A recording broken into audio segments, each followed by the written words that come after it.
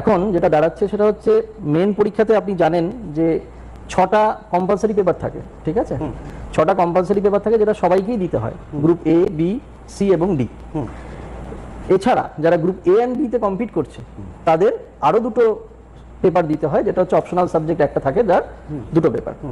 এই যে 6টা কম্পালসারি পেপারের কথা বললাম, 6টা কম্পালসারি পেপারের প্রত্যেকটাই কিন্তু 200 মার্কসের, অর্থাৎ 1200 মার্কসের কম্পালসারি পেপারের পরীক্ষা 4টে গ্রুপের এ বি সি ডি 4টে গ্রুপের ছেলে মেয়েদের দিতে হবে। একদম।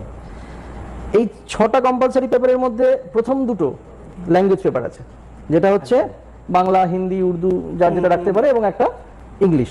এই দুটো সবাইকেই দিতে হবে এবং এগুলো ডেসক্রিপটিভ টাইপের পেপার। আচ্ছা, এরপরে আরো 4টে পেপার আছে যেগুলো মাল্টিপল চয়েস কোশ্চেন আর কি, এমসিকিউ বলি, সেগুলো 200 মার্কসের। আর সেগুলো যদি আমি একটু আপনাকে বলি, সেটা হচ্ছে একটা হচ্ছে GS1 যেটা আমরা বলি, সেই GS1 এর মধ্যে থাকছে হিস্ট্রি এবং জিওগ্রাফি, মানে ইন্ডিয়ান হিস্ট্রি এবং ইন্ডিয়ান জিওগ্রাফি, ওয়েস্ট বেঙ্গলকে একটু জোর দিয়ে ওনারা দেখেন, এবং 100-100টি করে কোশ্চেন থাকছে হিস্ট্রি থেকে এবং জিওগ্রাফি থেকে মাল্টিপল চয়েস কোশ্চেন। আচ্ছা। GS2 এর পরের পেপারটা যেখানে current affairs, GK, environment, ecology, science, অ্যাডভান্সমেন্টস of science, এগুলো সম্বন্ধে কোশ্চেন থাকে 200 নম্বরের মাল্টিপল চয়েস কোশ্চেন। একদম।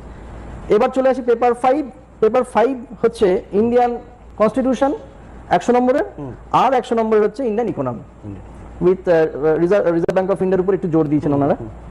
আর লাস্ট আরেকটি পেপার থাকে, সেটা হচ্ছে পেপার 6, যেটাতে অ্যারিথমেটিক্স 100 নম্বর, রিজনিং 100 নম্বর। আচ্ছা। অর্থাৎ টোটাল 800 নম্বরের এমসিকিউ এবং 400 নম্বরের ডেসক্রিপটিভ পেপার এটাতে থাকছে।